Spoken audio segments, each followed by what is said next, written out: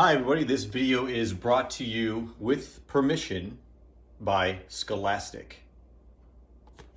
I've also been wearing the same clothes for the last 24 hours.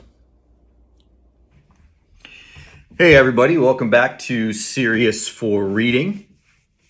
Today we're going to be reading Chapter 4 of Harry Potter and the Sorcerer's Stone, Year 1.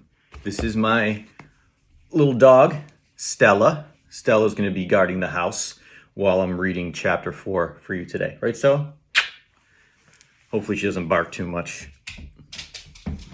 Okay, so we're going to jump into Chapter 4. Now, in the last chapter, the Dursleys were hiding from whomever was sending the letters to Harry. As they were hiding out, there was a big boom on the door. Your job was to predict where those letters were coming from and who could be outside the door. Think about what that prediction was, and let's see if you're right. Chapter 4 is titled The Keeper of the Keys. Boom! They knocked again. Dudley jerked awake. "Where's the cannon?" he said stupidly. There was a crash behind them, and Uncle Vernon came skidding into the room.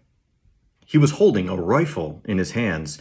Now they knew what he had been carrying in the long, thin package that he had brought with them. "Who's there?" he shouted. "I warn you, I'm armed." There was a pause. Then smash!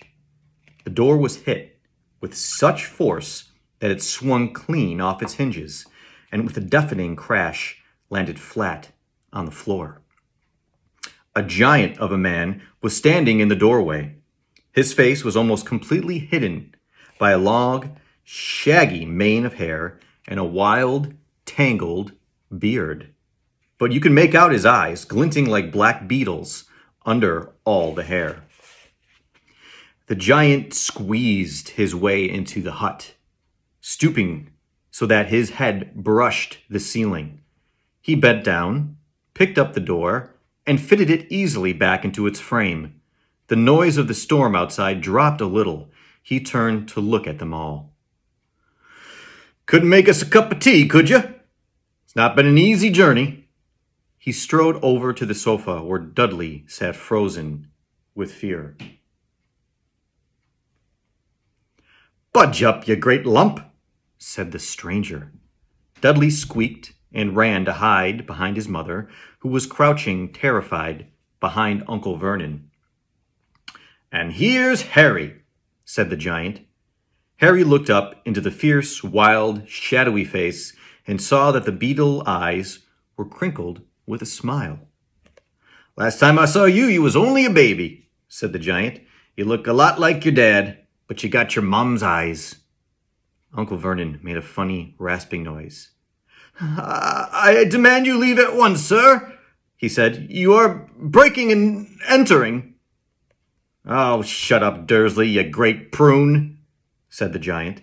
He reached over the back of the sofa, jerked the gun out of Uncle Vernon's hands, bent it into a knot as easily as if it had been made of rubber, and threw it into the corner of the room.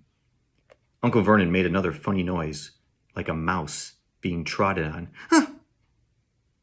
"Anyway, Harry," said the giant, turning his back on the Dursleys, "a very happy birthday to you. Got something for you here. I might have sat on it at some point, but it'll taste all right." From an inside pocket of his black overcoat, he pulled a slightly squashed box.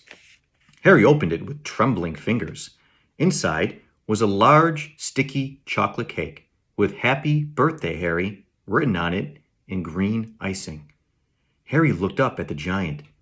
He meant to say thank you, but the words got lost on the way to his mouth, and what he said instead was, "Who are you?" The giant chuckled. "True, I haven't introduced myself. Rubus Hagrid, keeper of the keys and grounds at Hogwarts." He held out an enormous hand and shook Harry's whole arm. "What about that tea, eh?" he said, rubbing his hands together. "I'd not say no to something stronger if you got it, mind." His eyes fell on the empty grate with the shriveled chip bags in it, and he snorted. He bent down over the fireplace. They couldn't see what he was doing, but when he drew back a second later, there was a roaring fire there. It filled the whole damp hut with flickering light, and Harry felt the warmth wash over him as though he'd sunk into a hot bath. The giant sat back down on the sofa, which sagged under his weight, and began taking all sorts of things out of the pockets of his coat. A copper kettle, a squashy package of sausages, a poker, a teapot, several chipped mugs, and a bottle of some amber liquid that he took a swig from before starting to make tea. Soon the hut was full of the sound and smell of sizzling sausage. Nobody said a thing while the giant was working, but as he slid the first 6 fat, juicy, slightly burnt sausages from the poker, Dudley fidgeted a little. Uncle Vernon said sharply, "Don't touch anything he gives you, Dudley." The giant chuckled darkly. "Your great puddin' of a son don't need fattening any more, Dursley. Don't you worry." He passed the sausages to Harry, who was so hungry he had never tasted anything so wonderful, but he still couldn't take his eyes off the giant. Finally, as nobody seemed to explain anything, he said, I'm sorry, but I still don't really know who you are." The giant took a gulp of tea and wiped his mouth with the back of his hand. "Call me Hagrid," he said. "Everyone does. And like I told you, I'm keeper of the keys at Hogwarts. You know all about Hogwarts, of course." No, said Harry. Hagrid looked shocked. "Sorry," Harry said quickly. "Sorry?" barked Hagrid, turning to stare at the Dursleys, who shrank back into the shadows. "It's them that should be sorry. I knew you weren't getting your letters, but I never thought you wouldn't even know about Hogwarts for crying out loud. Did you never wonder where your parents learned it all, Harry?" "All what?" said Harry. "All what?" Hagrid thundered. "Now wait just 1 second." He had leapt to his feet. In his anger, he seemed to fill the whole hut. The Dursleys were cowering against the wall. "Do you mean to tell me," he growled at the Dursleys, "that this boy knows nothing about anything?" Harry thought this was going a bit far. He had been to school, after all, and his marks weren't bad. I know some things," he said. "I can, do math and stuff." But Hagrid simply waved his wand and said, "About our world. I mean, your world, my world, your parents' world." "What world?" Harry looked as if he was about to explode. "Dursley!" he boomed. Uncle Vernon, who had gone very pale, whispered something that sounded like, "Wimple, wimple." Hagrid stared wildly at Harry. "But you must know about your mum and dad," he said. "I mean, you're famous. You're famous." "What? My mom and dad weren't famous, were they?" "You don't know. You don't know." Hagrid ran his fingers through his hair, fixing Harry with a bewildered stare. "You don't know what you are?" he said finally. Uncle Vernon suddenly found his voice. "Stop!" he commanded. "Stop right there, sir! I forbid you to tell the boy anything." A braver man than Vernon Dursley would have quailed under the furious look Hagrid now gave him. When Hagrid spoke, his every syllable trembled with rage. "You never told him. You never told him what was in the letter Dumbledore left for him. I was there. I saw Dumbledore leave it. Dursley, and you've kept it from him all these years." "Kept what from me?" said Harry eagerly. "Stop! I forbid you!" yelled Uncle Vernon in panic. Aunt Petunia gave a gasp of horror. Go boil your heads, both of you," said Hagrid. "Harry, you're a wizard." There was silence inside the hut. Only the sea and the whistling wind could be heard. "I'm a what?" gasped Harry. "A wizard, of course," said Hagrid, sitting back down on the sofa, which groaned and sank even lower. "And a thumping good one, I'd say, once you've been trained up a bit. With a mum and dad like yours, what else would you be? And I reckon it's about time you read your letter." Harry stretched out his hand, at last, to take the yellowish envelope, addressed in emerald green to Mr. H. Potter. The floor. Hut on the rock. The sea. He pulled out the letter and read, Hogwarts School of Witchcraft and Wizardry. Headmaster Albus Dumbledore, Order of Merlin, First Class, Grand Sorcerer, Chief Warlock, Supreme Mugwump, International Confederacy of Wizards. Dear Mr. Potter, we are pleased to inform you that you have been accepted at Hogwarts School of Witchcraft and Wizardry. Please find enclosed a list of all necessary books and equipment. Term begins on September 1st. We await your owl by no later than July 31st. Yours sincerely, Minerva McGonagall, Deputy Headmistress. Questions exploded inside Harry's head like fireworks, and he couldn't decide which to ask first. After a few minutes, he stammered, What does it mean? They await my owl? Galloping Gorgons, that reminds me, said Hagrid, clapping a hand to his forehead with enough force to knock over a cart horse. And from yet another pocket inside his overcoat, he pulled an owl. A real, live, rather ruffled-looking owl. A long quill and a roll of parchment. With his tongue between his teeth, he scribbled a note that Harry could read upside down. Dear Professor Dumbledore, given Harry his letter, taking him to buy his things tomorrow. Weather's horrible. Hope you're well, Hagrid. Hagrid rolled up the note, gave it to the owl, which clamped it in its beak, went to the door, and threw the owl out into the storm. Then he came back and sat down as though this was as normal as talking on the telephone. Harry realized his mouth was open and closed it quickly. Where was I? Said Hagrid. But at that moment, Uncle Vernon, still ashen-faced, but looking very angry, moved into the firelight. He's not going, Hagrid grunted. Huh! I'd like to see a great muggle like you stop him, he said. A what? Said Harry, interested. A muggle, said Hagrid. It's what we call non-magic folk like them. And it's your bad luck you grew up in a family of the biggest muggles I ever laid eyes on. We swore when we took him in, we'd put a stop to that rubbish, said Uncle Vernon. Swore we'd stamp him out of it. Wizard indeed. You knew? Said Harry. You knew I'm a wizard? Knew? Shrieked Aunt Petunia suddenly. Knew? Of course we knew. How could you not be, my dreaded sister being what she was? Oh, she got a letter just like that and disappeared off to that school and came home every vacation with her pockets full of frog spawn, turning teacups into rats. I was the only one who saw her for what she was, a freak. But for my mother and father, oh no, it was Lily this and Lily that. They were proud of having a witch in the family. She stopped to draw a deep breath and then went ranting on. It seemed she had been wanting to say all this for years. Then she met that Potter at school, and they left and got married and had you. And of course I knew you'd be just the same, just as strange, just as abnormal. And then, if you please, she went and got herself blown up, and we got landed with you. Harry had gone very white.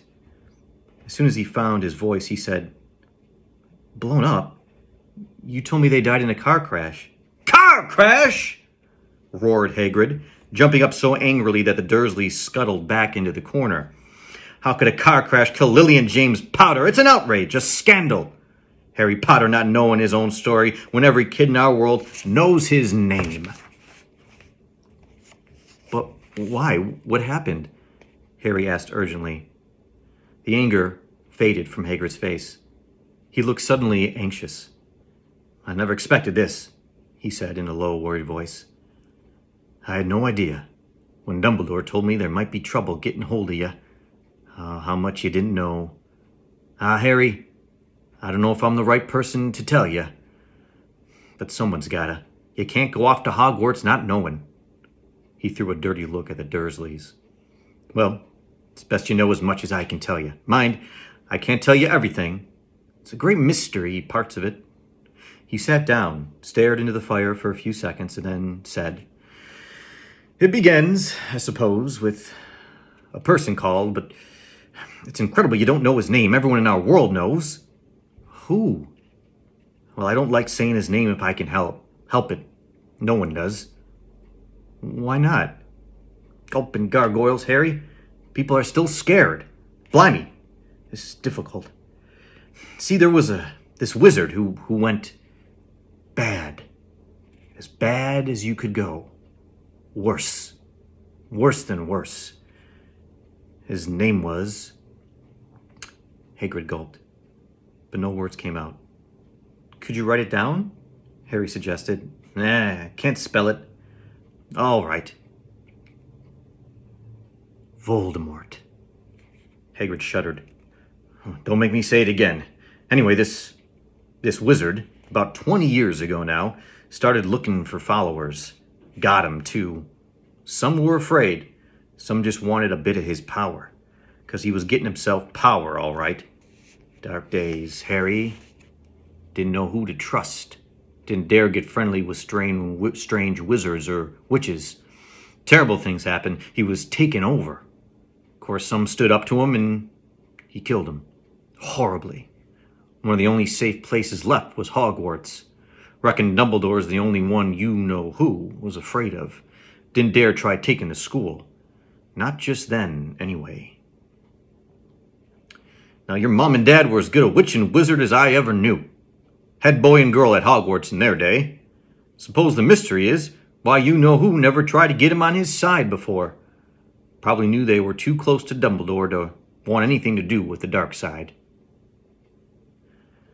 Maybe he thought he could persuade him. Maybe just get him out of the way. All anyone knows is he turned up in the village where you all was living on Halloween 10 years ago. He was just a year old.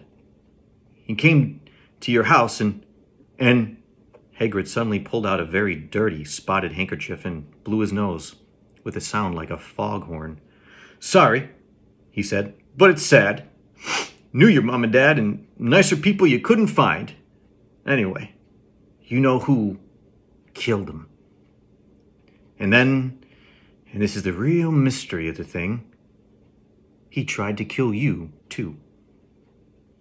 Wanted to make a clean job of it, I suppose, or maybe he just liked killing by then. But he couldn't do it. Never wondered how you got that mark on your forehead? That was no ordinary cut. That's what you get when a powerful, evil curse touches you. Took care of your mom and dad and your house, even. But it didn't work on you. And that's why you're famous, Harry. No one ever lived after he decided to kill him. No one except you. And he killed some of the best witches and wizards of the age. The Macminnons, the Bones, the Pruitts. And he was only a baby and you lived. Something very painful was going on in Harry's mind. As Hagrid's story came to a close, he saw again the blinding flash of green light, more clearly than he had ever remembered it before. And he remembered something else. For the first time in his life, a high, cold, cruel laugh. Hagrid was watching him sadly. Took you from the ruined house myself, on Dumbledore's orders. Brought you here to this lot. Now, you listen here, boy.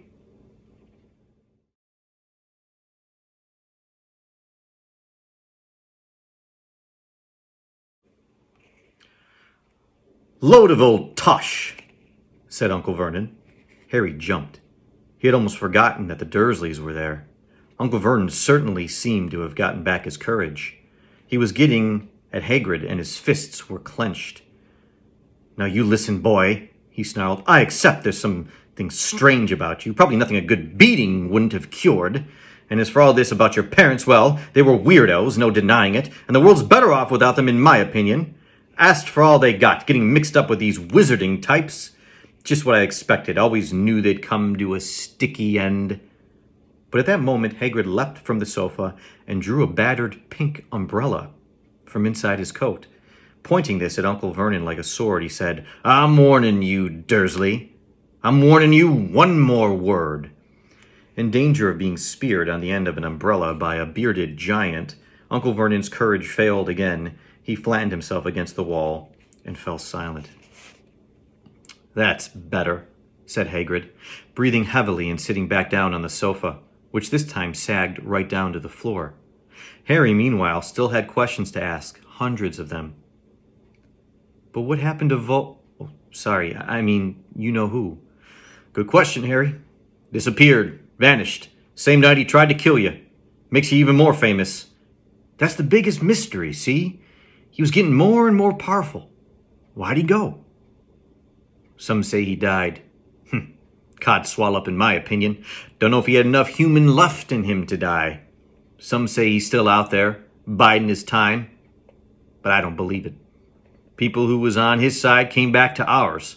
Some of them came out of kind of trances. Don't reckon they could have done if he was coming back.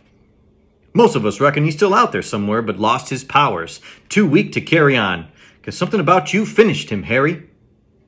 There was something going on that night he hadn't counted on. I don't know what it was. No one does. But something about you stumped him, all right. Hagrid looked at Harry with warmth and respect, blazing in his eyes, but Harry, instead of feeling pleased and proud, felt quite sure there had been a horrible mistake. A wizard? Him? How could he possibly be? He spent his life being clouded by Dudley and bullied by Aunt Petunia and Uncle Vernon. If he really was a wizard, why hadn't they turned up into warty toads every time they tried to lock him into his cupboard? If he'd once defeated the greatest sorcerer in the world, how come Dudley had always been able to kick him around like a football? Hagrid, he said quietly, I think you must have made a mistake. I don't think I can be a wizard. To his surprise, Hagrid chuckled. Not a wizard, eh? Never made things happen when you was scared or angry? Harry looked into the fire. Now he came to think about it. Every odd thing that had ever made his aunt and uncle furious with him happened when Harry, had been upset or angry. Chased by Dudley's gang, he had somehow found himself out of their reach. Dreading going to school with that ridiculous haircut, he'd managed to make it grow back. And the very last time Dudley had hit him, hadn't he got his revenge without even realizing he was doing it? Hadn't he set a boa constrictor on him? Harry looked back at Hagrid, smiling, and saw that Hagrid was positively beaming at him. See? Said Hagrid. Harry Potter, not a wizard. You wait, you'll be right famous at Hogwarts. But Uncle Vernon wasn't going in without a fight. Haven't I told you he's not going? He hissed. He's going to Stonewall High, and he'll be grateful for it. I've read those letters, and all he needs, all sorts of rubbish spellbooks and wands, and if he wants to go, a great muggle like you won't stop him, growled Hagrid. Stop Lily and James Potter's son going to Hogwarts. You're mad. His name's been down ever since he was born. He's off to the finest school of witchcraft and wizardry in the world. 7 years there, and he won't know himself. He'll be with the youngest of his own sort, for a change, and he'll be under the greatest headmaster Hogwarts ever had, Albus Dumbledore. I am not paying for some crackpot old fool to teach him magic tricks, yelled Uncle Vernon. But he had finally gone too far. Hagrid seized his umbrella and whirled it over his head. Never, he thundered, insult Albus Dumbledore in front of me. He brought the umbrella swishing down through the air to point at Dudley. There was a flash of violet light, a sound like a firecracker, and a sharp squeal. The next second, Dudley was dancing on the spot with his hands clasped over his fat bottom, howling in pain. When he turned his back on them, Harry saw a curly pig's tail poking through a hole in his trousers. Uncle Vernon roared. Pulling Aunt Petunia and Dudley into the other room, he cast one terrified look at Hagrid and slammed the door behind them. Hagrid looked down at his umbrella and stroked his beard. Shouldn't have lost my temper, he said ruefully. But it didn't work anyway, meant to turn him into a pig. But I suppose he was so much like a pig anyway, there wasn't much left to do. He cast a sideways look at Harry under his bushy eyebrows. Be grateful if he didn't mention it to anyone at Hogwarts. He said, I'm not supposed to do magic, strictly speaking. I was allowed to do a bit to follow you and get your letters and stuff. One of the reasons I was so keen to take on the job. Why aren't you supposed to do magic? Asked Harry. Oh, well, I was at Hogwarts myself, but I got expelled, to tell you the truth, in me third year. They snapped me wand in half and everything. But Dumbledore let me stay on as gamekeeper. Great man, Dumbledore. Why were you expelled? Oh, It's getting late. We got lots to do tomorrow, said Hagrid loudly. Gotta get up to town, get all your books and that. He took off his thick black coat and threw it to Harry. You can keep under that, he said. Don't mind if it wriggles a bit. Think I still got a couple of dormice in one of the pockets. Okay, that's the end of Chapter 4. Chapter 5 will be next, called Diagon Alley. What I want you to do is think about how Harry must be feeling right now. I mean, he found out not only that he's a wizard and he's going to one of the finest wizarding schools in the world, but his parents were killed by an evil sorcerer, not a car crash. Type it in the comments below. Maybe write it into a writing journal or on a sheet of paper, or talk to somebody at home about it. How is Harry feeling now? I would imagine pretty overwhelmed. Make sure you like, you subscribe, and you share. Serious for Reading. Thanks for your support, and we'll talk soon.